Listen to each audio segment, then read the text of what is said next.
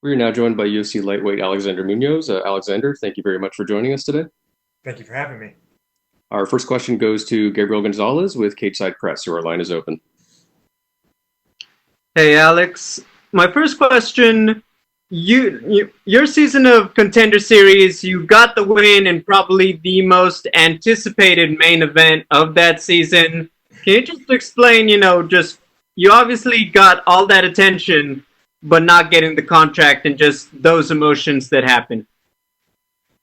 Yeah, so that was a little tough, not getting the contract. But I went out there, I fought on a torn ACL, and I learned a lot from that fight. I overcame a lot in that fight, and it's something that I've been able to carry with me into my other fights and into my training and my mentality towards fighting.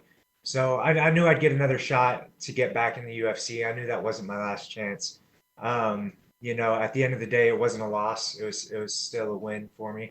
So you just got to keep moving forward. You can't sit and dwell on what everything that didn't go right. You got to kind of have a short memory when it comes to that stuff if you want to make it in this sport. And you got to focus on the things that do go right and make sure that that's what dominates your attention.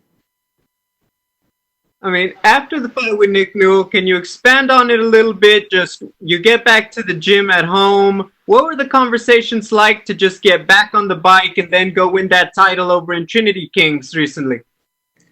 Yeah, I mean, there wasn't much to it. You just gotta, like I said, you gotta put it behind you, and you just gotta move forward. It wasn't a loss. If anything, it was more just figuring out, how to come back from that torn ACL. I wasn't the Nick Newell fight was the last thing on my mind at that point. It was a win. I proved a lot to myself. I fought a very tough opponent on a blown out knee, and I think that for me was, the thing to focus on, and then what do I do to come back from that ACL surgery, a surgery that used to be something that you don't come back from as an athlete, but now with science where it's at and the surgeries have come so far, and you've seen a lot of different athletes come back from this. Um, I just had to take it literally one step at a time and made a lot of big gains having to slow down my style. I'm a very explosive fighter. I rely on that, and because of that, I used to get away with a lot of bad techniques. And having the torn ACL kind of forced me to slow things down and really learn how to do things the right way. And then by the time I did get my full strength and full speed back, and now a healthy knee that's, I mean, crazy strong that I believe in and really trust, I'm a more complete fighter because of it. I mean, what kind of fighter can we expect to see? Do you think that you've changed it up? Do you think we're going to see a guy drastically different than the one we saw against Nick last year that I think everyone's familiar with? Oh, absolutely. Absolutely. Every time you see me, I'm going to be different. Week to week, I'm different. Um, I'm constantly growing. I'm constantly evolving my game. I'm constantly trying to learn all the ins and outs of striking and of the jiu-jitsu and wrestling and wrestling as it applies to MMA, I think that I'm a great wrestler, but I think that I'm a much better MMA wrestler. And I think that where I really shine is when I get to blend everything together, when I get to add in the striking with the shots and the jiu-jitsu. When it all comes together, that's when the magic happens. Final question. You're fighting a guy who's been in the UFC for a minute in Nasrat. I mean, what does this guy bring that you got to watch out for? Obviously, he's a heavy hitter, um, and that's what we got to watch out for. We gotta move well. We got to watch out for his power. But man, he's a great striker, and that's all I do is I train with great strikers. I'm out at CSA gym with Kieran Fitzgibbons and all of his, Muay Thai world champions and these incredible strikers that I'm training with day in and day out. And I'm at, um, and then back home we have Michael Malott and Joey Rodriguez, and who are also great striking coaches who have really helped tweak and transform my game. so that I can stand with anybody. Anybody in the UFC, I'm not afraid to stand with. I'm already at Team Alpha Male and at CSA striking with the best strikers in the world. So it's like a lot of people are putting all this emphasis. Oh, you got to go against a great striker. Well, shit, that's what I do every day. So it's nothing new. Thank you, Alex. Thank you. We'll go next to Damon Martin with MMA Fighting. Your line is open. Alex, it's been mentioned, of course, what you did on the Contender Series and then dealing with the ACL and then being on looking for a fight. You've had kind of one of the most untraditional routes to get to the UFC, and then you had the injury that prevented you to fight from February. Can you give me an idea of the emotion and just the anticipation to finally step into that octagon on Saturday night? Man, well, I got to say, it's been a long time coming. I'm really excited to get in there. One thing that I've gotten much better at is dealing with the emotions, is dealing with the nerves that come along with fighting, is dealing with, all of these mixed feelings that I used to have whenever I fought. Now it's just like, this is what I love to do. I love to fight. I love to beat people up. I love to prove that I'm the greatest, that, the best person in my division and the best person in any room I step into. I try to bring that out and I'm just trying to be the best fighter that I can be. So dealing with these emotions and being able to, and by best fighter, I don't necessarily mean like I'm going in and I'm winning every single day.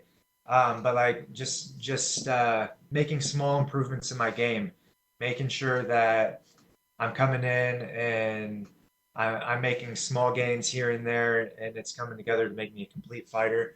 And that dealing with all the stress that comes along with fighting, remembering that this is fun. It's not something that I have to do, and something that I got to kind of. I'm not like I don't drag ass into the gym. It's not something like, oh, I got to grind through this workout. It's I wake up and I'm excited to train. I'm thinking, all right, I get to go to the gym and I get to hang out with my friends and we get to play around and play with new ideas and be creative and open up and do new things. And I have training partners that I trust. And at the end of practice, we get to give each other feedback. And I'm getting feedback. And a big reason that I went to Team Alpha Male and CSA Gym is not only because of the coaching, and it's not only because of Uriah Faber, who is a big part of the reason I went there, but it's because of the training partners that I get, the minds I get to work with every day. I get just as much knowledge from them as I do from my coaches. So I think that just being able to be around these guys and take what I can from their experiences has really helped. And then I've been active. I haven't just been sitting around waiting for my next fight. I'm training every single day. I'm doing something to work and get closer to my goals. And then I'm also cornering guys in the UFC. I'm cornering guys in Bellator.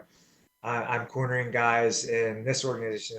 Like I'm constantly on the move and doing things. So when I am at these UFC events, I'm not just getting these guys ready, but I'm also getting myself ready. I'm visualizing myself in their shoes when they do their media, when they take their pictures, when they are getting warmed up in the back, when they're making their walkout.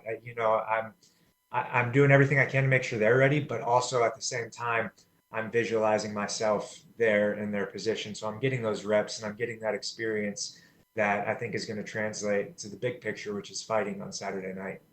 Absolutely. You mentioned, of course, the anticipation, the build of getting here, but going back to your Nick Newell fight, I mean, going into that fight, you knew the attention that was going to be paid on that fight, and you went out and had a great performance that night and won. This is your UFC debut, and we hear all the time about octagon jitters and the nerves and things like that. But do you feel like having gone through that Contender Series experience where there were a lot of eyeballs on that fight, it wasn't in the UFC, but it felt like a UFC fight. Do you feel like that will help you, when you get that first time into the cage, that first exchange? Because, we have heard a million times where guys do get nervous in that first fight. Yeah, absolutely.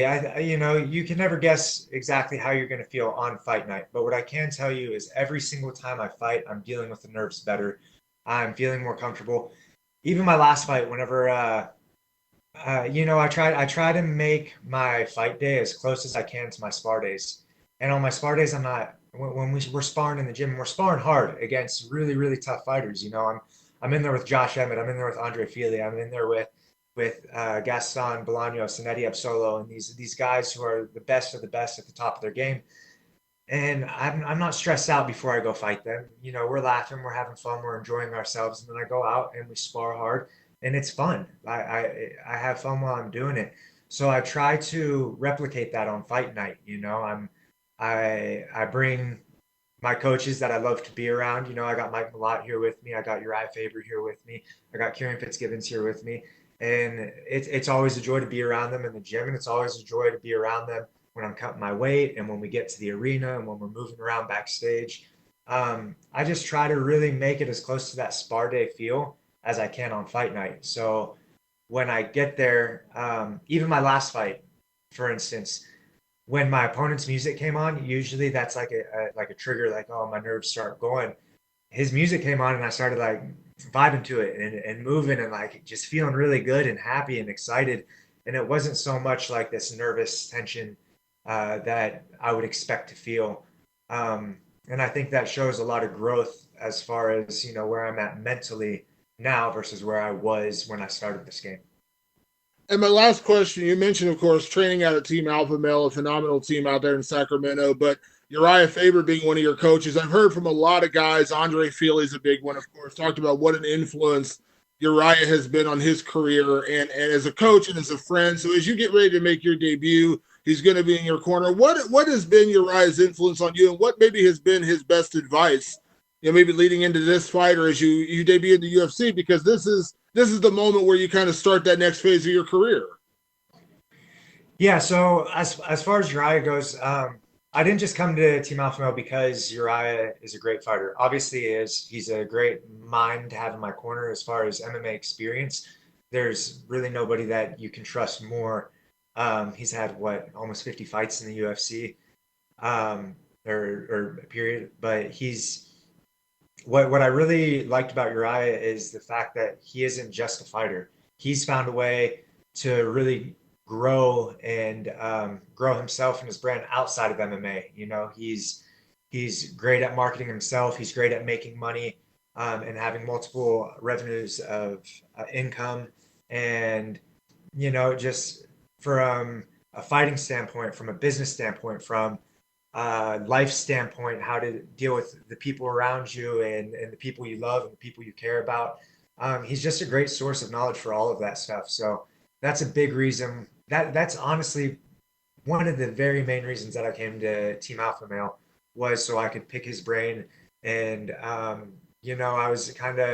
wasn't expecting him to take such a big role in my life, but he's kind of one of those guys that the more you're around him, like his energy's contagious, and he's become one of my best friends. And now, I'm able to learn from him not only as athlete, but kind of as a brother, and like I feel like we're family now. So it's great to have that in the mix with my team.